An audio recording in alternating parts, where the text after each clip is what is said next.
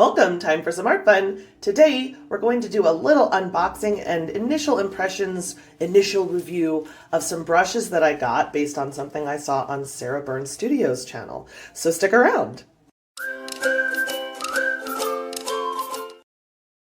I have favorite watercolor brushes. Some of my favorites are these silver black velvet brushes. I only have these three, and honestly, I don't even need all three of these. I could have probably just done the 14 and the 6.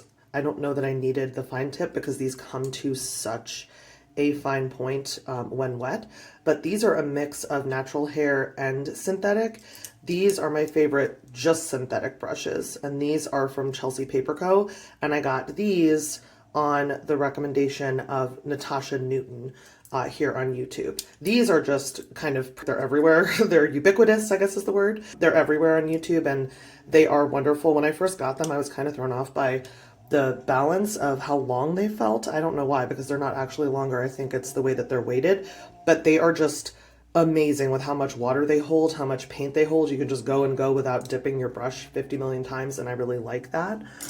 These, because they're synthetic, hold a little less water, but they're just as delicious to use. So if you're looking for a vegan option, and actually I can't say vegan because I don't know what kind of glue they use, but certainly no animal products in the actual bristles, these are the ones that you would go for. And look how cute. I mean, they're just so pretty. So I love these, and I got a huge set of just a bunch of different sizes for, I think it was like $63 shipping included. Let me make sure that's all of them. Yeah, I think that's all of them. So just a ton of sizes in this set for $63. It was like 45 pounds because it was coming from the UK. So I've got watercolor brushes up the wazoo. That's not even all the ones that I love. I love some of these dagger brushes. Like I love Princeton brushes. Those are great for watercolor. But I struggle with gouache brushes. I don't really have brushes for gouache that I'm obsessed with the way I do for watercolor. So I got this little bad boy on the recommendation of Sarah Burns Studio. Now it has the, let me try to, how can I show you this without all the reflection? Hold on. Yeah, Silver Brush Limited. It is the lettering set. And let me get these out. Hold on. So these are little tiny babies. They're so cute. Oh my gosh. That's what they look like. It reminds me of the Silver Black Velvet brushes. And I wonder if it's gotta be the same brand, right? Look at that. Gotta be. Same brand. These are just super short handle. They're so little. They're so cute. And they have these super long square. I mean, I'm sure that's not what it's called. Yeah, I mean, this one just says lettering. It's a 10-0. This one is a little bigger. It's also lettering, but it's a 5-0. I mean, they're all going to be lettering. They feel so good. This one is a 15-0, so detail, detail, detail. And this little baby is a 20-0, super detail. So they're all this sort of flat, rectangle-y, squared off end vibe. Oh, this is very sticky. Let me get rid of this. And these 4 brushes are what she was saying originally, that she was kind of blown away by how great these brushes are. And I've been dying to find a brush set that I actually really love with my gouache, because I love this little gouache set, as you know.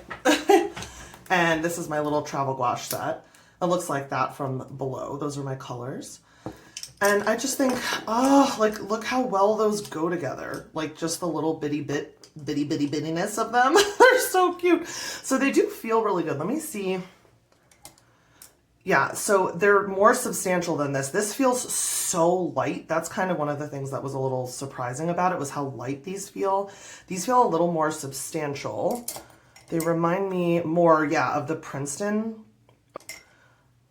the different Princeton brushes that I have. These remind me more of these.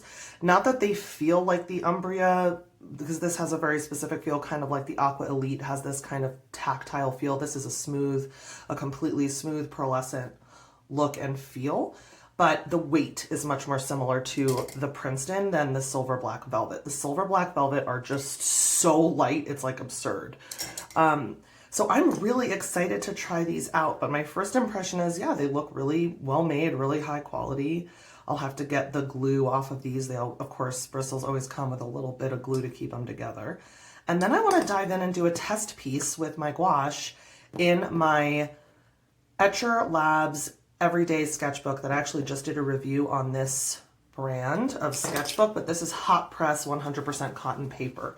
So that's what we're going to use. I like a paper. The main takeaway from that review, if you didn't see it, was that this paper does not get in the way. If you want to do something, this paper will let you do it. So that's what I want, because I want the focus to be on the brushes and what the brushes can do. I want paper that stays out of it. You know what I mean? So I'm going to get to it and get to sketching, and I want to make a cute animal today. So stick around. I decided to paint a small wallaby known as a quokka. I hope I'm saying that right. My folks who live near these adorable little animals, let me know in the comments if I'm pronouncing that right. This is my second time drawing a quokka. The first time was in my cheapo sketchbook that I'm actually 3 pages away from being completely done with, and then I will do a sketchbook tour for you all. But this animal is just so happy and cute and looks like a literal stuffed animal, like a living, breathing teddy bear. I can't with these animals. They're so cute. I look at them on Instagram all the time. They're so funny. They're always on my feed. So I finally decided to give in and paint one for you guys. I'm sure it won't live up to the cuteness factor in my head just because that's how cute this animal is. But this is the one I wanted to do, and I had the opportunity because I wanted to test these brushes. So first things first, I did a light wash and was very impressed with how much water the bristles held. They are stiffer than, more stiff or stiffer? I never know if stiffer is a word. Let me know, folks. I get nervous about stuff like that. But one of the reasons I don't use my favorite watercolor brushes for gouache, even though gouache is just basically opaque watercolor, is because of how thick gouache is. And I do water down my gouache quite a bit, and that's how I like to work, in thin watered down layers, and then wait until the end to do my thicker layers on the very top. But I like to have bristles that stand up to the thickness of the gouache without feeling like it's so hard to get the gouache off of the bristles in between colors. That's frankly the reason that I don't have any brushes I've been in love with before, because I want them to hold water at least as well as a bad watercolor brush.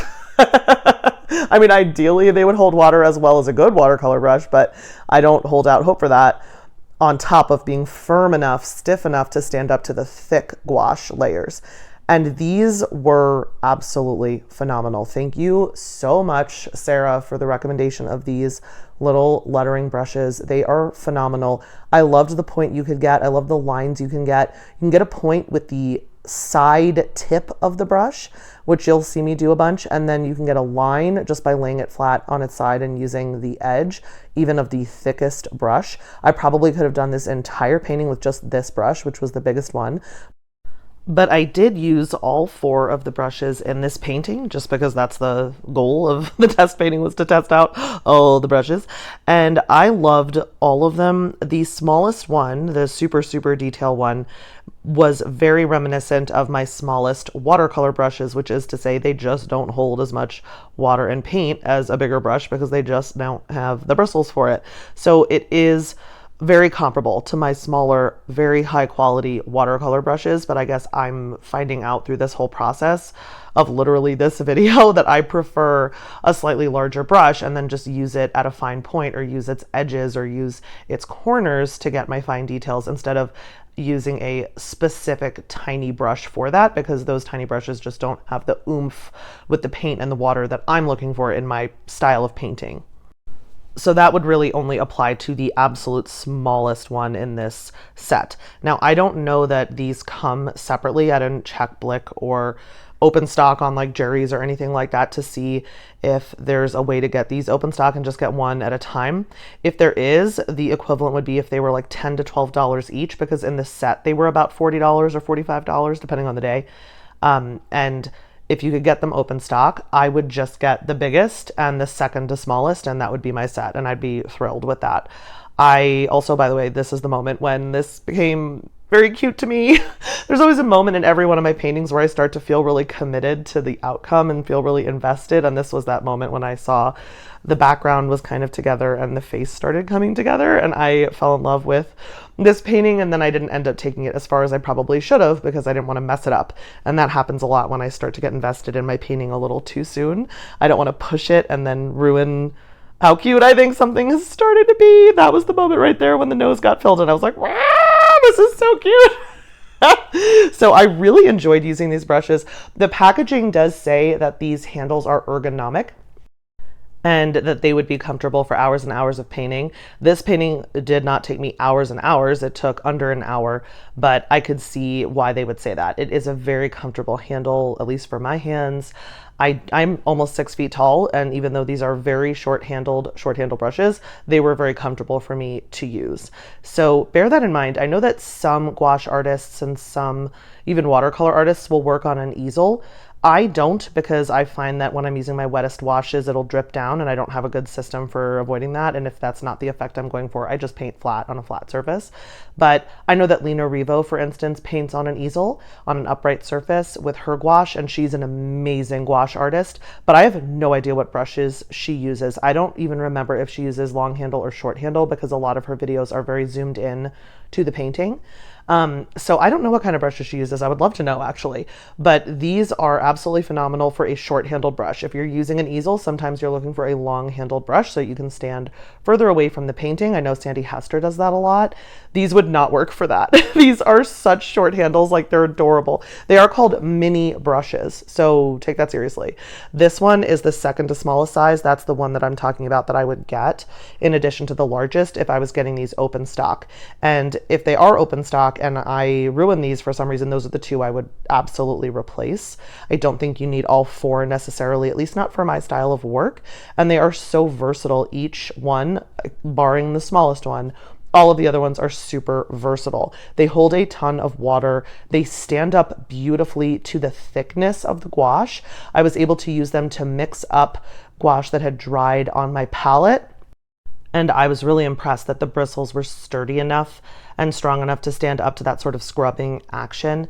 I also allowed a dark color to dry on the bristles of the largest brush. This dark brown, actually, it's a burnt umber. What is it, Holbein? I think it's the Holbein burnt umber gouache. And this is all traditional gouache, by the way, folks. This is not acrylic gouache. I should make that clear because I do use a lot of acrylic gouache. These are safe for oil and acrylic, so the packaging says, but I wanted them specifically for gouache. I don't think I would use them with acrylic at this point because I kind of use whatever brush with acrylic. I really don't mind the brushes. So maybe I'll have this same experience of finding brushes that I absolutely love for acrylic or acryl gouache, but I was just specifically looking for brushes that didn't drive me nuts with gouache, with how thick it is and how much it can clog up the works with other brushes. And they really didn't clog up the works with these brushes. And that was what I was dreaming of and looking for and so excited that I finally found with these brushes. So when I did let that dark burnt umber dry on the bristles of the largest brush, I just went about my business, took a long break, went and got a drink, came back. It was completely dry on the palette and on the bristles. I just swished the brush around in water a couple of times and went right in, and that's when I first was painting those trunks in the background, so the limbs of the trees in the background. So the bottom line is I loved using these brushes. This is a giant sketchbook. It is an A4 sketchbook, and even though the brushes are mini and they're small, and even the largest one I got is still relatively small, I thought it covered this area beautifully. I didn't struggle with the brushes. The brushes were not in my way, the same way that this paper in this Etchrlab sketchbook didn't get in my way. And I was able to have so much fun painting this little quokka with those brushes, with my gouache, more fun than I've had with any other brushes for my gouache. So I'm loving these. I'm so happy with these. If you enjoyed this video, please check if you're subscribed. And if you're not, I would so appreciate it if you would subscribe to the channel. It really helps me out. Leave a like and let me know in the comments if you're thinking of trying these or if you already have them, how you feel about them. Until next time, remember, create something cute.